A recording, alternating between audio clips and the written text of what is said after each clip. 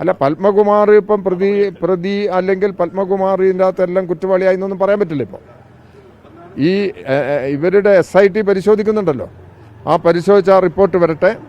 കോടതിയുടെ നിലപാടുണ്ട്. ഈ നിലപാടിൻ്റെ എല്ലാം അടിസ്ഥാനത്തിലാണ് പത്മകുമാർ കുറ്റം ചെയ്തിട്ടുണ്ടോ ഇല്ലയോ എന്നുള്ളത്. പത്മകുമാർ കുറ്റം ചെയ്തിട്ടുണ്ടെങ്കിൽ അദ്ദേഹത്തെ സംരക്ഷിക്കുന്ന ഒരു നിലപാടും പാർട്ടിയോ ഗവൺമെൻറ്റോ സ്വീകരിക്കുന്ന പ്രശ്നമില്ല. ഇപ്പം അദ്ദേഹം കുറ്റവാളി ആയി എന്ന നിലയിലേക്ക് കാര്യങ്ങൾ എത്താൻ കഴിയുന്നതല്ല. അത് എത്തുമ്പോൾ അതിനനുസൃതമായിട്ടുള്ള നിലപാട് പാർട്ടി സ്വാഭാവികമായിട്ടും സ്വീകരിക്കും. അത് അവരുടെ നിലപാട്. CPIMൻ്റെ ആളുകളുടെ പേരിൽ ഇതിൻ്റെ പാർട്ടിക്കൊരു ഭരണഘടനയുണ്ട്, പാർട്ടിക്ക് ചില സംഘടനാ തത്വങ്ങളുണ്ട്. അതിനനുസരിച്ചുള്ള നിലപാട് മാത്രമേ എടുക്കുള്ളൂ. ഒരാളുടെ പേരിൽ ഒരു കുറ്റം ആരോപിച്ചു എന്നുള്ളത് കൊണ്ട് അയാൾ കുറ്റവാളിയാവുന്നില്ല. ചിലപ്പം കുറ്റവാളിയാവുകയും ചെയ്യും. കുറ്റവാളി ആയിക്കഴിഞ്ഞാൽ എന്ത് നിലപാട് എന്നുള്ളത് വ്യക്തത വരുത്തി തന്നെ പാർട്ടി സംസ്ഥാന സെക്രട്ടറിയും പറഞ്ഞിട്ടുണ്ട്. ഗവൺമെൻറ് നിലപാട് മുഖ്യമന്ത്രിയും വ്യക്തമാക്കിയിട്ടുണ്ട്.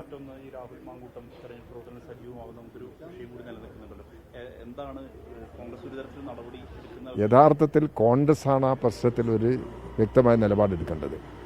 ഞാൻ ഇന്നലെ കോൺഗ്രസിൻ്റെ സീനിയർ നേതാവായിട്ടുള്ള മുൻ KPCC പ്രസിഡന്റ് സുധാകരൻ മീഡിയകളുമായിട്ട് പ്രതികരിക്കുന്നത് കേൾക്കാനിടയായി.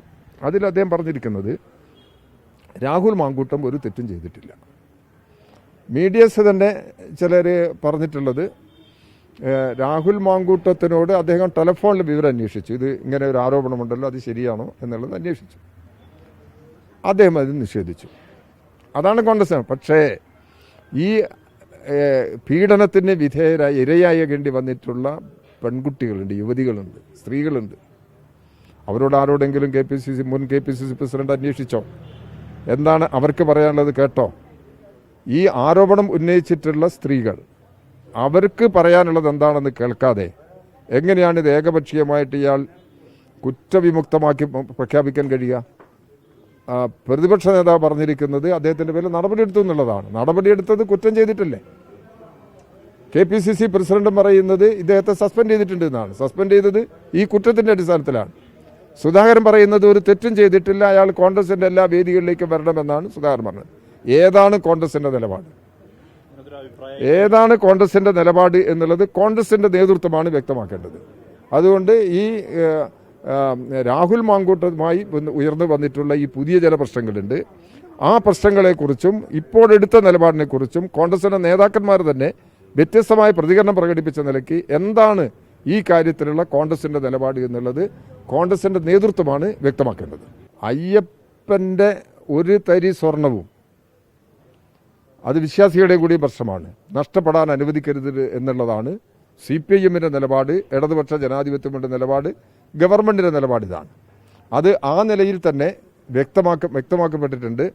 അപ്പം ഇങ്ങനെ പല വാദഗതികൾ ഉന്നയിച്ചിട്ട് വ്യാഖ്യാനങ്ങൾ നടത്തിയിട്ട് CPIMനെ കടന്നാക്രമിക്കാമെന്നാണ് ചിലർ ധരിക്കുന്നത്. ഒരു കാരണവശാലും അത് CPIMനെ ബാധിക്കാൻ പോകുന്നില്ല, ഇടതുപക്ഷ ജനാധിപത്യ മുന്നണിയെയും ബാധിക്കുന്നില്ല, ഗവൺമെൻറ്റിനെയും ബാധിക്കും. ഗവൺമെൻറ് അത് ആവർത്തിച്ച് വ്യക്തമാക്കിയിട്ടുണ്ട്. ഒരു കുറ്റവാളിയെയും രക്ഷപ്പെടാൻ അനുവദിക്കില്ല. രക്ഷപ്പെടാൻ അനുവദിക്കരുത് എന്ന നിലപാടാണ് CPIM ശക്തമായിട്ട് എടുത്തിരിക്കുന്നത്.